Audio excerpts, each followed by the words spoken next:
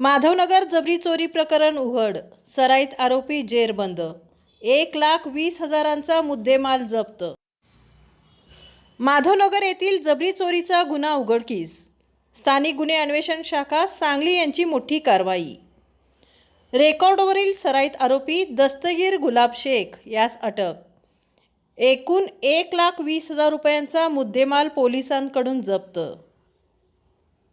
दिनांक 27 जानेवारी रोजी सकाळच्या सुमारास माधवनगर परिसरात एक धक्कादायक घटना घडली होती। वयोवृद्ध आजीला बँकेत पैसे काढायचे आहेत असे सांगत आरोपीने त्यांच्या गळ्यातील सोन्याची माळ हिसकावून पलायन केले होते।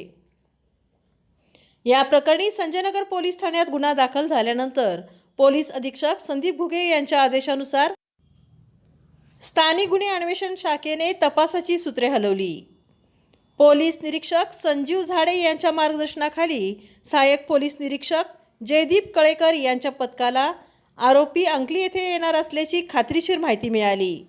अंकली येथील धनश्री लाकडी कलाकृती केंद्रासमोर सापळा रचत मोटरसायकलवर असलेल्या संशयितास ताब्यात घेण्यात आले। अंगझडतीत 5 ग्रॅम वजनाची सोन्याची माळ सापडली।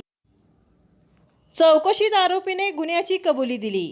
50,000ची होंडा शाईन मोटरसायकलही जप्त करण्यात आली। आरोपी यापूर्वीही जबरी चोरी व फसवणुकीच्या गुन्ह्यात सहभागी असल्याची माहिती मिळाली आहे। पुढील तपास संजयनगर पोलीस ठाणे करीत आहेत।